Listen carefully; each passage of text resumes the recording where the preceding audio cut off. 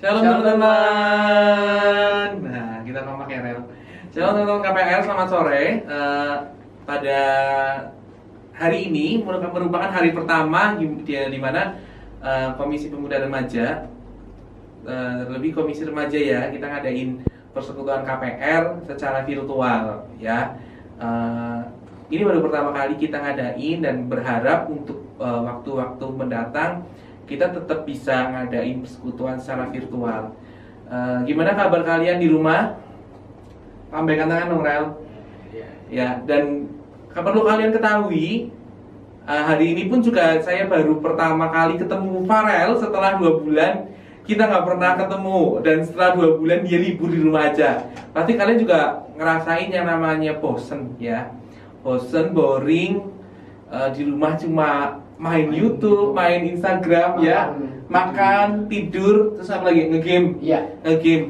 Itu monoton ya, tapi memang pada saat ini kita dituntut untuk ya, kita membantu setidaknya pemerintah agar kita tetap memutus ya penyebaran COVID-19 itu.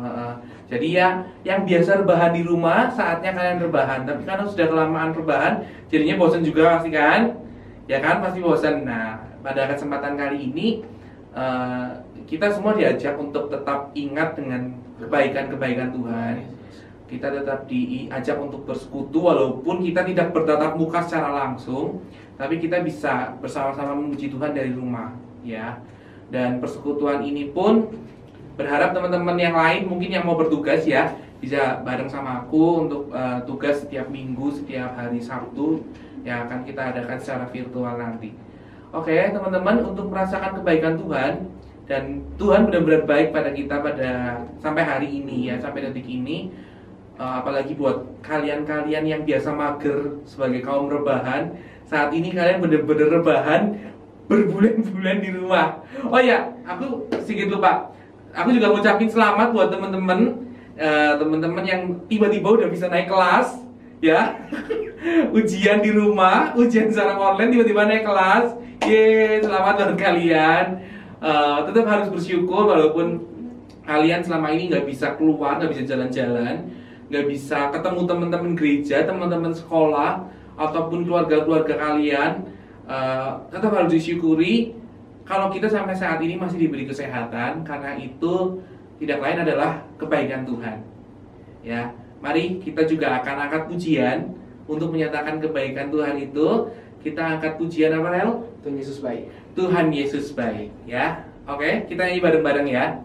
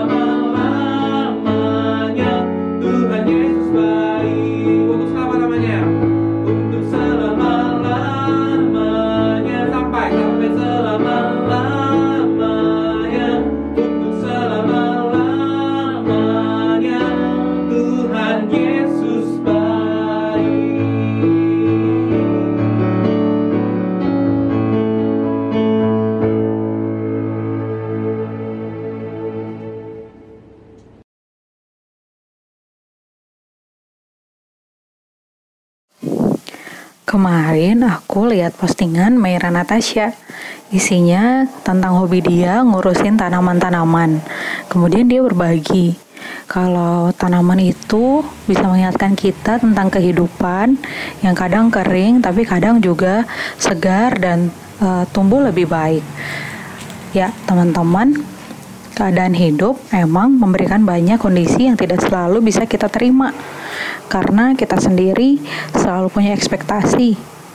Tapi kadang apa yang dihadirkan oleh realita kehidupan gak sesuai dengan ekspektasi kita.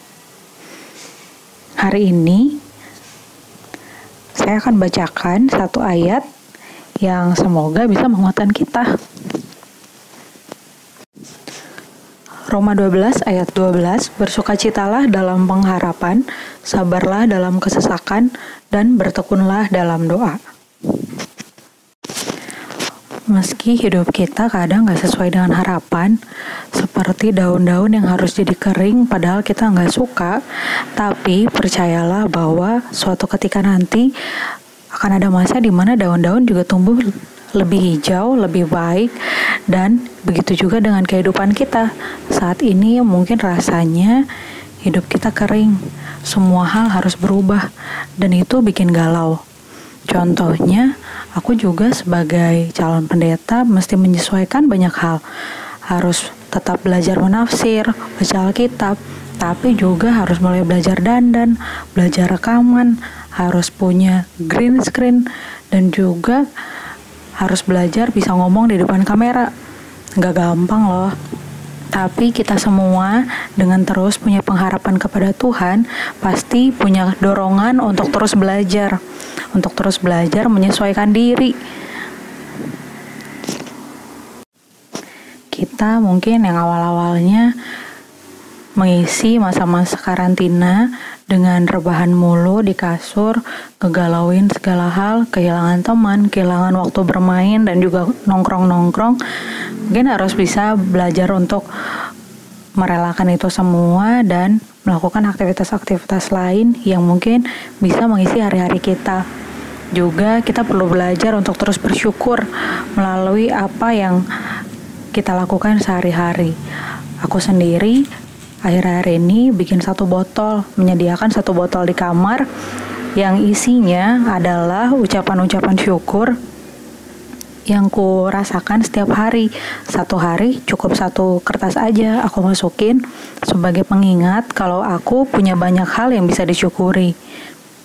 Teman-teman, hal ini juga bisa teman-teman lakuin loh untuk melatih diri kita supaya senantiasa bersyukur dan berpengharapan, karena kita meyakini bahwa meskipun keadaan sulit, tapi Tuhan tidak meninggalkan kita. Meskipun sekarang kehidupan kita rasanya seperti daun kering, tapi kita yakin dan percaya nantinya kita akan terus bertumbuh di dalam Tuhan, bahkan di masa-masa krisis seperti sekarang.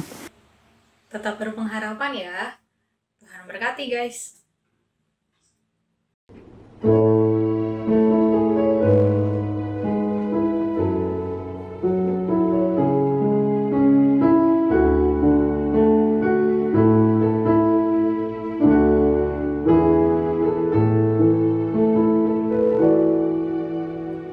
Dari semula telah kau tetapkan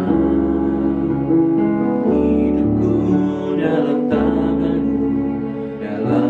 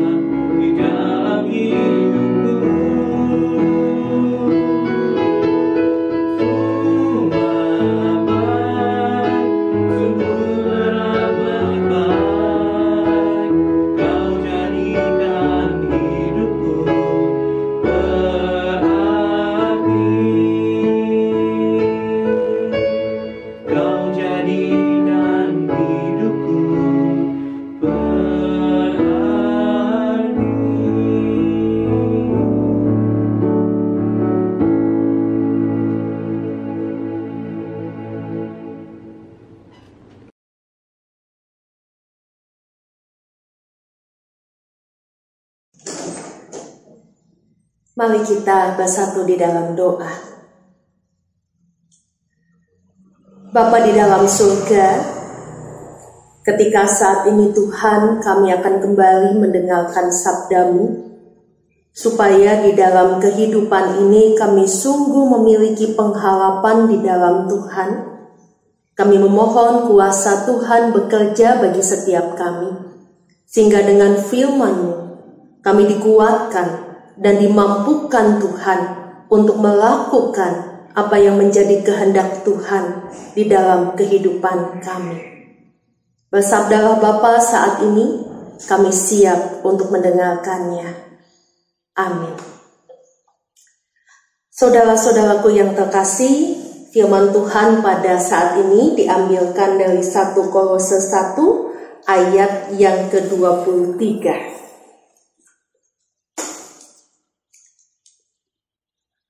Sebab itu kamu harus bertekun dalam iman, tetap teguh dan tidak bergoncang, dan jangan mau digeser dari pengharapan Injil yang telah kamu dengar dan yang telah dikabarkan di seluruh alam di bawah langit, dan yang aku ini Paulus telah menjadi pelayannya. Tema pada hari ini adalah tetaplah berpengharapan. Teman-teman, ketika kita berbicara soal pengharapan, sebetulnya kita tidak hanya berbicara soal bagaimana seseorang yang saat ini mungkin sedang susah, sedang punya masalah, dan dia butuh jalan keluar, dia butuh sesuatu yang menguatkan dia, ya. Tidak hanya sekedar itu. Karena ketika kita berbicara soal pengharapan, aspeknya itu global. Semua orang butuh pengharapan. Di satu sisi, ya, yang saat ini mungkin sedang memperjuangkan sesuatu, dia butuh pengharapan. Ataupun yang saat ini sedang bergumul dengan segala sesuatu yang tidak mudah, dia juga sangat membutuhkan pengharapan. Dan banyak hal yang sebetulnya mempengaruhi kita di dalam memiliki pengharapan atau tidak. Misalnya adalah bagaimana pengetahuan kita tentang ajaran agama, bagaimana pengetahuan kita tentang ilmu psikologi, ilmu pengetahuan, dan yang lain sebagainya. Dan di tengah situasi ini, pandemi COVID-19, rasanya ketika berbicara soal pengharapan, itu menjadi sesuatu yang cukup mahal. Kenapa saya katakan cukup mahal? Karena ketika kita berkaca pada diri kita, dan itu berkaitan dengan rutinitas ataupun gaya hidup, kita menghadapi sesuatu yang jauh berbeda. Contohnya saja teman-teman, mungkin 3 bulan yang lalu kita masih ingat, rutinitas kita adalah ketika bangun pagi, mandi, makan, sekolah. Pulang sekolah, lalu kita punya waktu mungkin untuk mengerjakan tugas, ikut les-lesan, atau juga mungkin kita punya banyak waktu untuk hangout dengan teman-teman. Dan kalau misalnya sudah bosan di rumah, atau mungkin masakan di rumah rasanya kok itu lagi, udah deh, ya, kabur ke rumah temennya, minta makan, atau ya makan bersama, ya. Dan juga main-main, nyanyi-nyanyi, saling canda, saling gurau. Itu mungkin menjadi sebuah rutinitas yang seringkali kita lakukan. Atau mungkin ketika kangen sama pacar, ya, langsung jauh pergi bawa motor, ya boncengan lah, pergi kemana kek, ya. Itu situasi yang normal. Nah, apakah di tengah situasi seperti ini hal yang normal itu bisa kita lakukan? Bisa. Kalau kita memang sudah siap mati, ya. Ketika kita siap bahwa virus corona itu masuk ke dalam tubuh kita, ya bisa saja. Tetapi ketika saat ini kita mengikuti anjuran pemerintah, kita juga menjaga diri kita baik-baik, menjaga orang-orang yang kita kasihi, maka sesuatunya menjadi berubah. Atau ketika berbicara soal gaya hidup, ya, mau tidak mau kita harus punya sikap sedikit berubah, atau mungkin 180% gaya hidup kita betul-betul berubah. Karena itu Pak Jokowi pernah berkata, ya siap-siap nih, kita akan menghadapi yang namanya new normal life. Ya. Nah, masalahnya adalah apakah kita siap?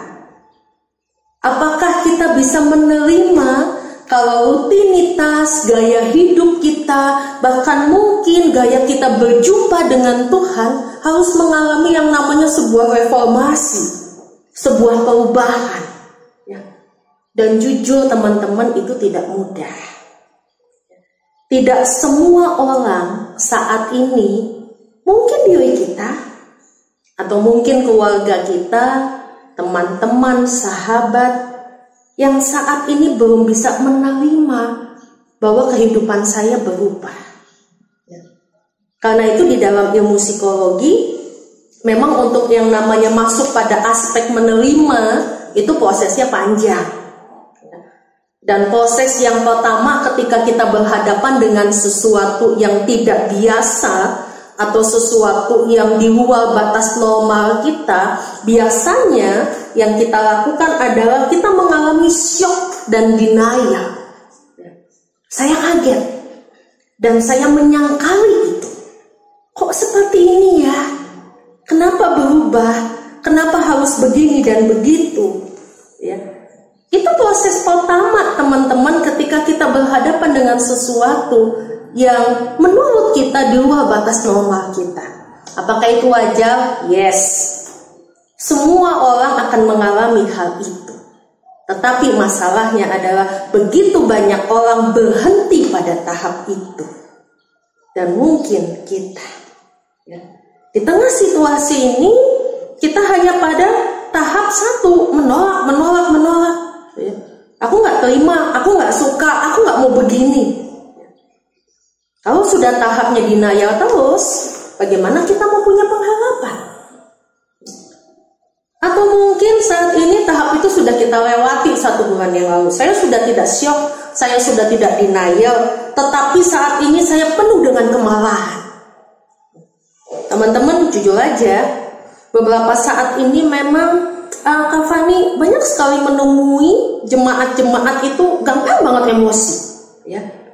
Kagak disentil aja emosi gitu ya. Apalagi kalau kita jotos sedikit, wah rasanya udah akan ada keributan sejagat-jagat maya gitu ya. Rasanya gampang sekali meluap dan meledak emosinya. Mungkin seseorang itu sudah ada di tahap yang kedua, sudah tidak menolak tetapi emosi. Dan apakah itu kita? Dan apakah kita berhenti pada tahap itu? Bayangkan, kalau kita berhenti pada tahap anger, maka yang terjadi adalah, ya saat ini saya marah sama Tuhan. Saat ini saya marah dengan orang tua saya. Kok tidak bisa mencukupi apa yang saya inginkan. Saat ini saya marah dengan teman-teman dan kawan. Saat ini saya marah dengan guru-guru, memberikan tugas begitu banyak. Berarti kita sedang ada di tahap yang kedua. Atau tahap yang ketiga, tahap pengalahan itu udah lewat seminggu yang lalu. Sekarang saya masuk di tahap depresi. Wah, kenapa Kak Fani kok semakin tahapannya maju, bukannya semakin baik, kok malah semakin animin ajaib gitu ya. Dari denial, lalu anger, lalu depresi. Wah, ya, begitu banyak juga teman-teman yang saat ini mungkin mengalami yang rasanya, aduh gak jelas. Saya harus bagaimana, saya mesti melakukan apa, ya. Bahkan tidak lagi bisa menjaga diri, ya. Betul-betul merasa bahwa hal ini membuat saya betul-betul ada di posisi paling bawah. Dan teman-teman, mungkin kita sudah melewati, atau mungkin tahap itu kita bisa lompat ke tahap selanjutnya, beginning dan juga acceptable, gitu ya. Kita sudah bisa menerima. Tetapi jangan-jangan masih banyak teman-teman kita yang ada di tahap 1, 2, dan 3. Apakah seseorang yang ada di tahap 1, 2, dan 3 ini adalah seseorang yang memiliki pengharapan? Saya sangat mendoakan iya. Tetapi sangat mungkin juga tidak. Karena dia masih bergumul dengan dirinya sendiri. Karena itu teman-teman, hari ini firman Tuhan mengajarkan sesuatu yang menarik untuk kita semua. Ada 3 hal penting yang mau ditegaskan oleh Rasul Paulus. Hal yang pertama adalah bertekunlah di dalam iman. Dan hal yang kedua adalah jangan goncang. Dan yang terakhir adalah jangan hilang pengharapan. Saya melihat bahwa ini adalah sebuah proses. Seseorang mempunyai pengharapan juga harus mengalami proses dari awal yang mungkin tidak mudah.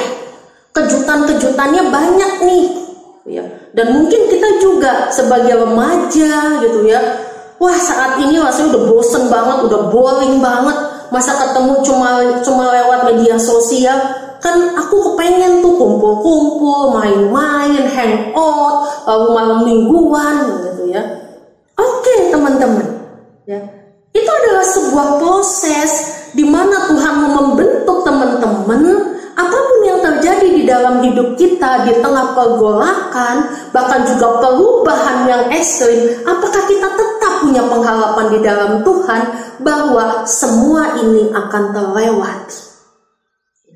Dan permasalahannya adalah ketika ini terlewati, bagaimana dengan sikap saya melewatinya di dalam proses dan ujungnya seperti apa? Teman-teman, berbicara soal bertekun di dalam iman. Seringkali yang masih menjadi pertanyaan hot sampai detik ini adalah, kalau saya mau bertekun di dalam iman, ya saya harus tahu dulu dong kenapa. Kenapa situasi ini harus terjadi? Kenapa pandemi COVID-19 ini kok ya nggak selesai-selesai? Apakah benar ada konspirasi dan sampai kapan ini akan kami alami?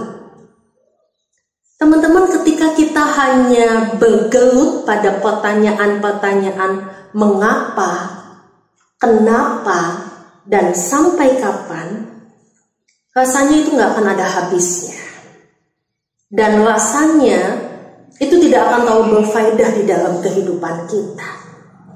Karena kita menuntut Tuhan untuk menjawab bagian yang sebetulnya bukan bagian kita, itu bagian Tuhan, itu haknya Tuhan.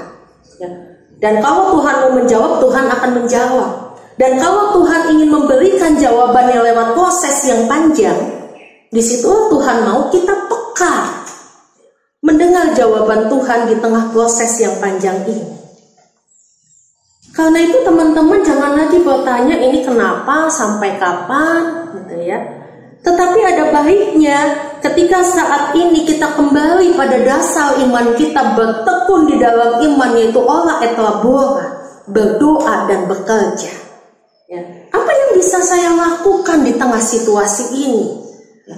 Apakah saya akan tetap pada aspek denial, anger, depresi, atau memang saat ini saya sudah masuk pada tahap-tahap yang lain dan saya bertanya pada diri saya dan Tuhan, apa yang harus saya lakukan di tengah situasi seperti ini? Teman-teman, kalau kita boleh bertanya apa yang Tuhan lakukan di tengah situasi seperti ini, oh Tuhan sudah melakukan banyak hal. Tetapi itu seringkali menjadi sebuah blind spot kita, ya, karena kita terfokus pada masalah. Tetapi kita tidak melihat bahwa karya Tuhan tetap dinyatakan di tengah situasi seperti ini. Karena Tuhan tetap bekerja lewat 2 tangannya. Tangan Kristus dan Roh Kudus yang saat ini saling melengkung. Dan dia bekerja dengan karya nyatanya di tengah-tengah kehidupan kita. Dari dulu, sekarang, dan sampai selama-lamanya. Ya. Tangan Tuhan ini gak akan diam. Ya. Hanya masalahnya cara untuk melihat tangan Tuhan ini adalah ketika kita melewati tahap lain, tetapi kita bertanya pada diri kita, apa yang harus saya lakukan di tengah situasi seperti ini? Dan tadi poin kedua adalah jangan goncang. Ya. Ayo teman-teman lewati tahap 1, 2, dan 3. Ya. Kenapa? Ya, sekali lagi, begitu banyak firman Tuhan yang berkata, salah satunya adalah segala sesuatu dapat kutanggung di dalam Dia yang memberi kelegaan kepadaku. Artinya, ya, ketika kita punya Tuhan, Dia akan memberikan apa yang memang kita butuhkan. Pencobaan-pencobaan yang kamu alami tidak melebihi kekuatanmu. Ya. Tuhan tahu kamu sanggup. Tuhan kamu tahu kamu bisa melewati proses-proses ini walaupun mungkin waktunya agak panjang, ataupun mungkin betul-betul kita bisa melompati prosesnya sampai kita menerima, oke, aku harus punya gaya hidup yang baru saat ini. Dan sekali lagi, pengharapanku adalah tetap di dalam Tuhan. Pengharapan di dalam Injil. Ya. Bahwa kita tidak sendirian, teman-teman. Begitu banyak cara Tuhan mendidik kita di tengah situasi ini. Begitu banyak cara Tuhan untuk melihat identitas kita sebagai orang Kristen. Apakah kita melakukan sesuatu ataukah kita hanya mengasihani diri kita sendiri sampai saat ini? Seseorang yang berpengharapan di dalam Tuhan, dia akan melakukan sesuatu. Karena dia tahu bahwa dia dipakai oleh Tuhan untuk menyatakan kehendaknya. Kamukah yang menjadi seseorang itu? Selamat bersandar dan menyerahkan pengharapan kita di dalam Tuhan. Tuhan memberkati. Amin. Teman-teman, sedikit informasi, kalau dari gereja kita ini udah punya yang namanya Q-Rise. Mungkin teman-teman juga udah tahu, ya. Teman-teman yang sering dapat genta kasih online dari Om Adon, di halaman bawah-bawah itu ya, ada kolom, ada halaman tentang persembahan, keterangan. Di situ ada keterangan dan di situ ada Q-Rise, ada barcode yang teman-teman bisa scan ya. Nih, teman-teman bisa scan barcode-nya. Teman-teman mungkin ada yang tergerak hati untuk kasih persembahan, walaupun di rumah aja, tapi ngasih persembahan juga tetap bisa. Apalagi kalau BCA Mobile nggak punya, pasti teman-teman punya yang namanya Shopee Pay, OVO, Dana mungkin ada yang punya juga, atau GoPay ya. Itu pasti ada yang punya. Teman-teman bisa kasih persembahan lewat aplikasi itu ya. Sekecil apapun persembahan kalian, yang penting tulus dari hati, Tuhan pasti akan menerima ya gitu. Oke. Itu sedikit informasi. Dan sekarang kita akan masuk dalam doa penutup sebelum kita mengakhiri persekutuan online kita pada sore hari ini. Yuk teman-teman, kita mari satu dalam doa. Mari kita berdoa. Bapak yang baik, kami bersyukur untuk kesempatan yang indah pada hari ini. Walaupun kami tidak berjumpa secara tatap muka, kita tidak berjumpa secara langsung dengan teman-teman, tapi Tuhan memberi kesempatan kepada kami untuk dapat saling bersekutu, mendengarkan sedikit dari firman-Mu, sebagian dari firman Tuhan secara virtual, secara online di rumah kami masing-masing. Namun biarlah apa yang kami kerjakan Tuhan kiranya dapat menjadi berkat untuk teman-teman kami yang di rumah, dan teman-teman kami pun yang di rumah dapat sedikit mengobati rasa rindu mereka untuk bersekutu bersama kami. Tuhan, kami juga berdoa buat kami semua yang ada di rumah kami masing-masing. Biarlah Tuhan yang selalu memberi setiap kami kesehatan. Berilah kami kesabaran ya Tuhan, walaupun kami saat ini harus ada di rumah terus. Kami tidak bisa main, kami tidak bisa berkumpul dengan teman-teman. Tapi Tuhan, kami percaya Tuhan yang akan menjaga setiap kehidupan kami. Tuhan yang akan selalu memampukan kami untuk mengatasi bencana ataupun virus corona ini yang sedang melanda Indonesia maupun dunia. Tuhan, kami juga pada saat ini berdoa untuk setiap jemaat-Mu, jemaat GKI Gatus Broto dimanapun berada, dimanapun mereka berada. Kiranya Engkau yang mau menyertai mereka, selalu membimbing mereka di dalam keseharian mereka, agar mereka tetap ingat akan Engkau, dan kiranya juga mereka selalu Engkau beri kesehatan.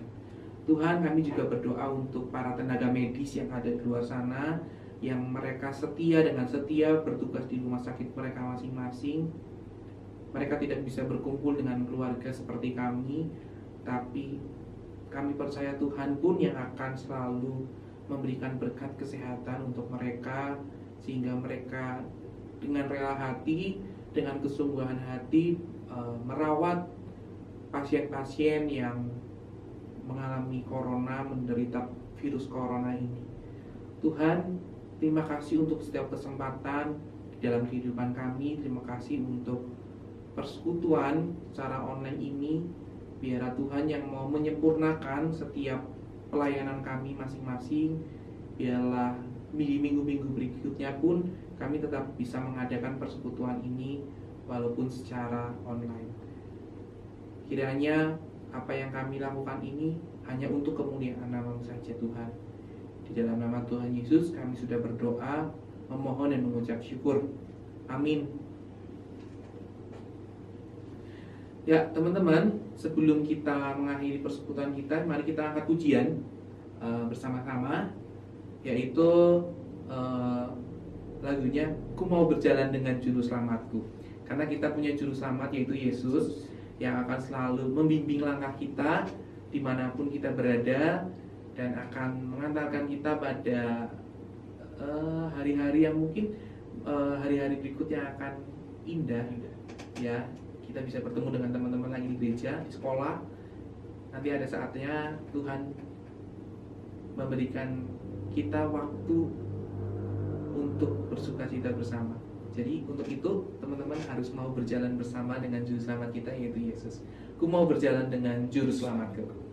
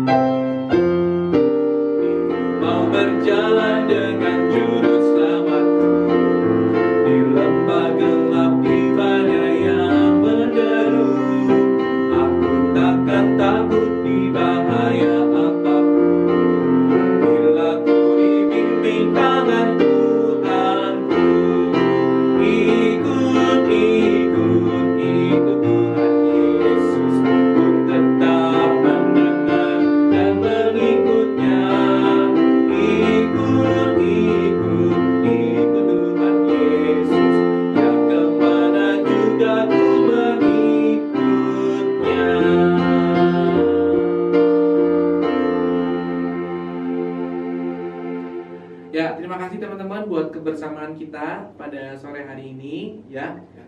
Semoga kita minggu depan bisa ketemu lagi walaupun secara online. Terima kasih, Tuhan memberkati. Bye bye.